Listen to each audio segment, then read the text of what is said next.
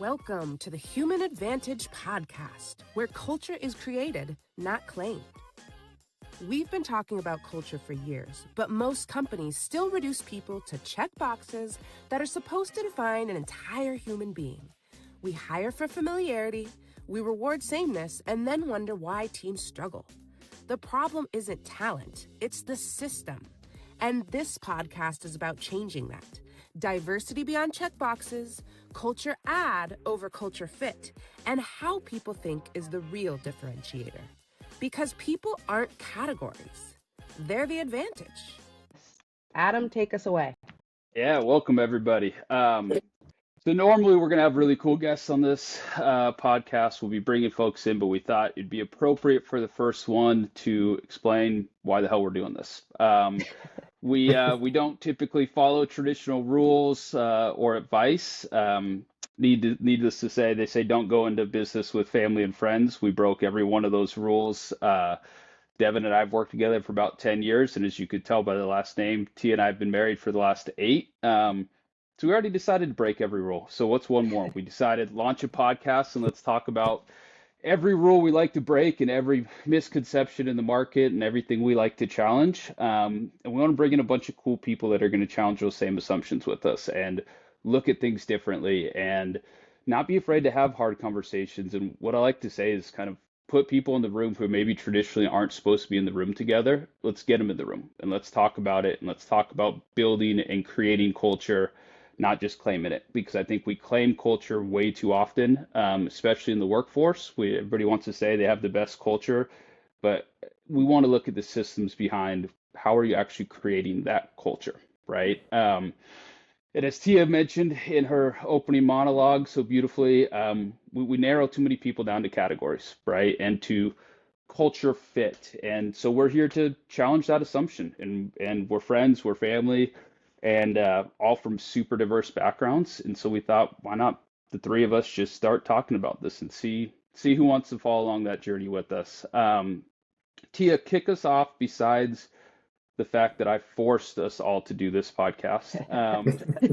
Why these conversations matter to you, why we're having this conversation, and what you hope this provides.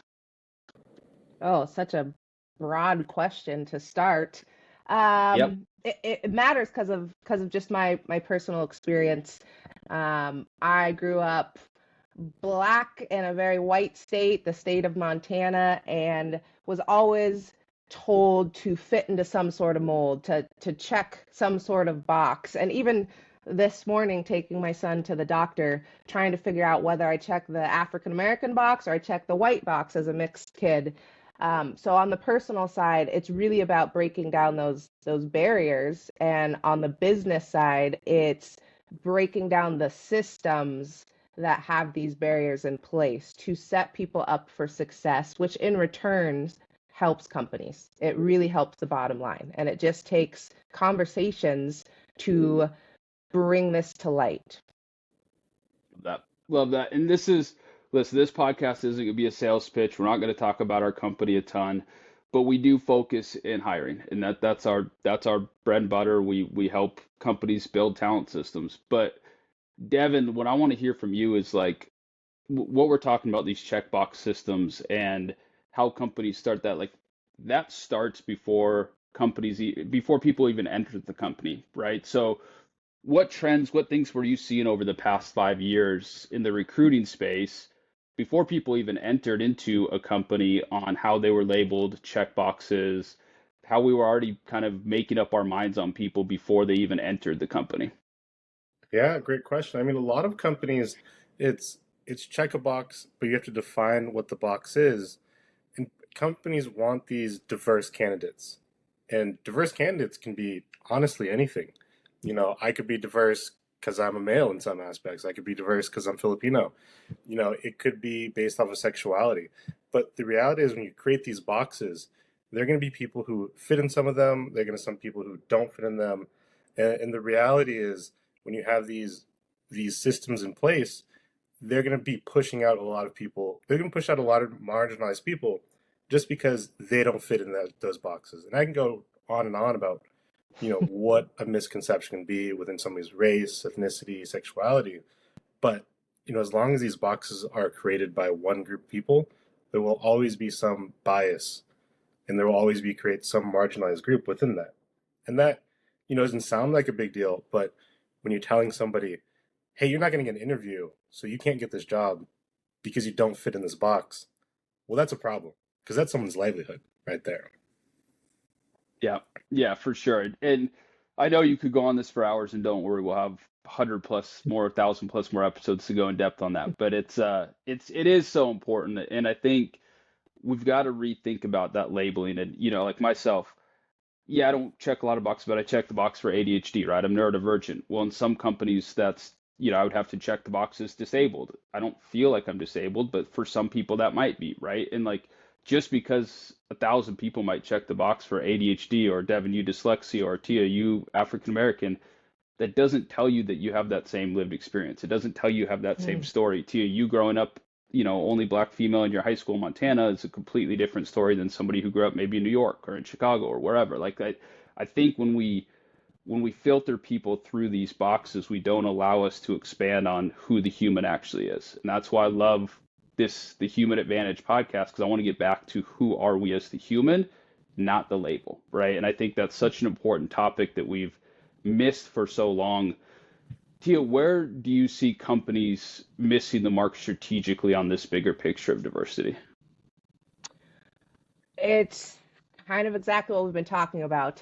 These boxes and segregated programs. We see a lot of diversity hiring initiatives. We see a lot of neurodiversity programs, and they are segregated. It's not fully inclusive in the process for the neurotypical or the typical hire. It's this siloed program that's in the corner. You have to, self-disclose or claim a certain, again, box, and it's not being fully inclusive. And it's really now breaking that down to focus on not just representation, but true inclusion beyond that, and breaking down those walls. So touch a little bit on companies' obsession with culture fit into that mold. You want to get me started? Yeah, I do. I do. It's an important. It's such a cliche term that obviously we all see 1,000 times a day, and I think anybody in the workforce has heard that term at this point, right? We're looking for a culture fit. I know it gets all of us riled up here, but I do think it's important for us to talk about that, because the theme of the guests we have on, the theme of the episodes we'll have, I think will touch a lot on we're a cast of outcasts. We know we kind of threw together us three as the hodgepodge of misfits, right? But I do think we don't fit a lot of cultures, and that's a good thing. And I think that's something we need to talk about. Yeah. For me personally, there's a human side to answer this, and then there's a business side. I am very human and emotionally attached to the term culture fit, but there's also the business case for it. And as far as the human side goes, it kind of touches back on my lived experience. I was always told to fit into a box. I am too black to be within this certain culture, and so I need to try and fit in. I need to change who I truly am. And so we see a lot of that in the business side, where individuals feel they have to fit in, so they mask who they truly are, and they hold back who they truly are. On the business case, you always want to add to your culture. You always want to bring someone in who can maybe be that disruptor, who's going to bring a spark that may be lacking, whether that be in personality, the way they think and how they operate, to really hit that innovation piece. Because if you continue to have people come in who just fit, everything stays the same. You're never going to change and expand and grow if we're all just fitting in and we're all just masking and trying to be standard. Yeah, I love that. Devon, I'm not going to put you on the spot here to explain depth in this, but I do want your one sentence reaction when you see culture fit on a job description. Because I've seen your facial expressions. I know the eye roll happens, but Yeah. what's going on in your head when you see culture fit on a job description? Because there's never any context behind it, right? Yeah, my first thought was, or this could be very toxic. But my first initial thought is, this could be an old boys club. Like, yeah. the reason why this company stalled out, and it's because they got 10, 20 people who are all the same, and then whoever joins that's different is going to quit within a year because Yeah. they're not the same 20 people. So Yeah. it's the eye roll. I don't even think I have a good one-line sentence for it. Well, that's it, one word. I could tell you your one word. It's usually bullshit. But it's okay. We'll leave that there, right? I Well, don't I know will who's. say too that there is a difference between alignment and fit. And I Yeah. think that's where we're missing the mark. You can be aligned in, how someone is a creative thinker, so they go into an ambiguous environment, or they're structured and they go in and they have daily task lists. So I think there is a business case with alignment, but that Yeah. doesn't mean you have to fit. Yeah. Yeah. I love that. I love that. And I think, you know, I think perception sometimes of this podcast might end up being, oh, it's another diversity podcast, right? It's another DEI podcast. It's another this. And like, I don't want to, obviously, I'm not going to claim an anti-DEI statement or something. Obviously, we're pro-diversity. We have, Filipino, African American, we bring in all cultures, all aspects. And then you look at me and like, why is this white guy talking about diversity, right? Like, that's the stigma I get, right? Anytime I talk to it, people look at me like, why is this white dude talking diversity? But the reality is, like, with good intent over the last 5 to 10 years, out of a lot of the diversity initiatives that have happened, there's been some consequences that didn't fall in line with true diversity. And I think we've got to look at the systems that were set up in place to handle diversity did not actually form diversity, right? And so some of those things that I think about when that happens, like we've touched on the checkbox systems all the time, but we talk to companies every week who are, well, what's your interview process like? Well, we keep the same interview process the same for everyone, so it's fair for everyone. I'm like, well, that's fair for the one subset that fits that interview process, but that process in itself is the complete opposite of diversity because you're going to pull out the same neurotype, you're going to pull out the same type of people, everyone's going to think the same way, the same type of problem solvers. And then we wonder why we struggle with innovation. We wonder why we have to bring separate people, why our workforce continues to churn and look because people aren't innovating, we're stuck in progress. Well, yeah, you're running everybody through the exact same systems to claim diversity, but the process in itself creates zero diversity. And so I do think it's important for us to kind of challenge what diversity is in some aspects and how we've systemized it and how we've looked at it. And I don't want that to be mistaken for an anti-diversity statement. I want it to be taken for how do we create true inclusion and true representation and true diversity in the workforce. And that's where I think, as uncomfortable as some of these conversations we might have are, I think that's the point, is to bring in everybody's different perspectives, lived experiences, listen to people's stories, because we all have a story, right? All of us bring something into the workforce with us. Our life does not stop from 9 to 5. We all know that, right? And you can cookie cutter your way into a company as much as you want, but you're always going to bring a piece of yourself. And I think that's where that true diversity of lived experience and what we've all been through comes into that. And so I think this will be a different take for people on diversity than what they're used to. I hope so, at least. I hope so. So we'll see. Yeah, we'll see. We'll see. And just thinking about that, like what's one trend that you guys are seeing in the market when it comes to, it doesn't have to be just solely focused on diversity, but I think obviously everybody knows AI is coming into the market. Everybody's talking about this. Like, what's one trend that you see or one fear that you see with kind of this AI revolution coming in to play into diversity and play into kind of the human aspect of things?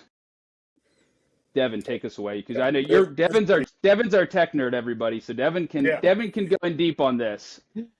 Like, I think AI is great. I use AI every day. I love it. I'm not going to stop using it. I think AI, when it comes to recruiting, inherently creates a bias. Like, I know some companies in Seattle, some very large companies, that their first round interviews, and I'm not saying with a recruiter, this is post a recruiter, is solely with an AI. So they'll do a behavioral / like technical interview, and it would just be like, if I was the candidate, I'm talking to an AI, they're asking questions, I'm answering them. That AI is going to discriminate against anybody who likes to have a conversation, for one. But anybody who, like, having a real conversation involves reading other people's emotions, seeing how somebody reacts. I can't dive deeper into the question with an AI. So I think Yeah. my worry is that we say we're doing this, oh, we're getting rid of this to speed things up and we'll get the same culture, aka our culture. Well, you're wrong. You're going to get rid of like half the people, and you've created this extremely exclusionary process, and you're not going to realize it because you're just going to see a KPI of, hey, these people passed, so these are the people who are for us. It's so true. My brain automatically went to such a bad scenario, but it went to like, you know, when you're watching Netflix and you leave it on too long and it asks you, are you still there? Like, I could definitely see like some people like thinking about an interview question, and it takes some of us longer to process. Some of us are quick talkers. Some of us talk too much like myself, but some people take time to analyze things. And I could easily see like an AI, if somebody's taken 2 to 3 minutes to answer a question, be like, are you still there? Yeah, dude, because you can't, they're not going to read human expressions like they think, right? You don't pick up on the nuances. So anyway, random hilarious thought there to me, but I could see that being a downside of that, Devon, for sure. Oh, 100%. For sure. And second, I don't need Netflix judging me for watching for 2-3 hours in a row. Just get rid of that. I know. Yeah, Let me don't judge me. Yeah, don't judge me. Yes, I'm still watching this. It's hilarious. Tia, what outdated things do you see? So obviously we're looking ahead into the future of AI, right? And what the workforce might be 10, 20, 30 years from now. And I think those are important conversations to have. And I think that that's something that, we should worry about and we should look into. But I think we forget to lose focus on the present and what is currently being done and what current things are happening and what systems are currently extremely outdated that need to be fixed. Instead of rushing 20 years into the future, what are some things you see now that feel like, God, that was still done 30 years ago? Like that, like, why are we still talking about things this way? Like, why are we still looking through that lens in 2026 and then skipping ahead to 2055? Does that make sense? Yeah, I think I can read you after 8 years. Well, there's two. The system portion is kind of, we touched on it early, the idea of a standardized process being equitable. That is completely outdated. I think that many people do not work well in that standardized system. Like you said, it fits the 1% who that mold was built around, but the rest of us who, may process a little bit differently, who is less outgoing, but still highly capable of doing the role, we do not get rewarded. And then as far as more of the human side of things, I think it's the idea of what is professional and what that looks like. For generations, I think of my mom and my grandparents, they were told what professional is and to leave your personal life at the door. And when you show up to work, this is how you have to be. Yep. And it's so opposite nowadays. Like, people want the human connection, especially in a world of technology. They want to see the real you, because when you can relate to your team, when you can relate to your leadership, you will be able to perform better. You don't have to worry about holding yourself back and stress about, am I being professional? You can just do your job. You can just be you. So spot on. I joke, Devon, because you and I, man, we both started in the agency world many moons ago, and I remember probably your first agency job too, but mine as well. It was, you had to dress a certain way 5 days a week, like you're 4 days a week. You had to wear, button up. You had to have slacks on, no jeans. You had to wear dress shoes, even if you had no client meetings, no candidate meetings that day. Like, you had to look a certain way. And on Fridays you could wear jeans. And I'm like, you're trusting me to run a $7-8 million, MSP or recruiting project or whatever. You're trusting me to run multi-million-dollar projects, but you don't trust me to wear denim on a Wednesday? Like this is what are we doing? It makes no sense. Okay, I don't have any meetings today. Shouldn't have to look this polished. But Friday you trust me to manage that multi-million-dollar project in denim, but Wednesday, nah, sorry, it's just, you can't do it. I'm like, what are we doing, guys? But I know you experienced that too, man, because I remember seeing you dressed up all the time too, and it's funny, those outdated systems. Me, I hate dress shoes. They're not comfortable. And then my first agency job, right? Not comfortable. They're not good. And then even on Fridays, I remember Fridays they're like you're allowed to wear Seattle jerseys, like whatever sports team is Yeah, in okay. season. So I Okay. have one jersey for every major sport in Seattle, just Yeah. so I wouldn't have to wear a button down on Fridays or a blazer. I could just Did roll Yeah. in with like my Marshawn Lynch jersey or insert whatever Mariner, go Mariners, but I got the cheapest jersey, so I don't Right? watch football, and then I'd just be wearing those like every Yeah. Friday God because they're forbid you grew up a Vikings fan or something. I would have been screwed. I would have been like, oh, well, I'm gonna put it on just so I don't have to wear slacks today. But yeah, it's because you're yeah. gonna Well, hear that, shit that, for that it. was you weren't allowed to do that. You weren't I allowed. know It that's was right. only Seattle. It was only Seattle teams. What I'm saying. I would have been screwed, man. Love that. I Oh love that. god. No, I think that is something though that leaders need to pay attention to, and I think in fairness, I think we set a lot of leaders up for failure these days. Like we expect them to manage 30 people, and all 30 people have 30 different neurotypes. They don't, they're 30 different personalities. They're like some need structure, some need ambiguity, some, are like, I want an ambiguous environment. I don't, I want autonomy. Some are like, hey, I need to be told what to do every day. Like a manager can't manage 30 different people that way. And we don't take that into account when building the teams. We build a team based off of skill, which is reality just becoming tools, right? Python, Java, whatever. That's a tool, it's not the skill, but that's a whole other rant for a different day. But we're forcing them to build off of quote unquote skills, and then we're like, hey, good luck. Hopefully they all can work together, right? Like, or it's a culture fit enough, so it should work, right? And I think we set a lot of people up to fail because these old school systems of, hey, if they can dress nice and they can sound like they fit in and they can be a culture fit, it should work. While behind the scenes, managers, directors, VPs are like, God, dude, this team's a mess. Like, how did I inherit this? And then it's their fault all of a sudden, right? And I think these systems are setting a lot of people up to fail, and not to sound negative, but this is kind of the point of this conversation and podcast is to kind of push against some of these systems. And I think it's time people started talking about that. Luckily, we don't have a company that can fire us, so we can do it. Yeah. So Oh, good. Yeah. Yeah. can't fire Yeah. ourselves, so there we go. Well, I Um, could technically fire well, you, you but can fire me. Yeah. Yeah. You have So multiple he is the times. only unfireable one here. Yeah, Yeah. well, I think I get fired maybe twice a day, but Yeah. yeah. Okay, so let's close it out with this. Like, fast forward a year from now, like what type of conversations or what do you hope this podcast sparks for the people listening? Like what do you want to get out of this? Yeah. Martia, you go. I hope it disrupts complacency because I think that's where we are at, whether that be with hiring, leadership, diversity initiatives. I hope it makes people feel a little bit called out, but like they're now equipped. They have the tools and the education, I guess, to hear what we've talked about, and now they have to and want to hire and lead more intentionally. Love that. Ooh, that's good. Yeah, I mean, my initial thought was either A, people know what cognitive neurodiversity is, Yep.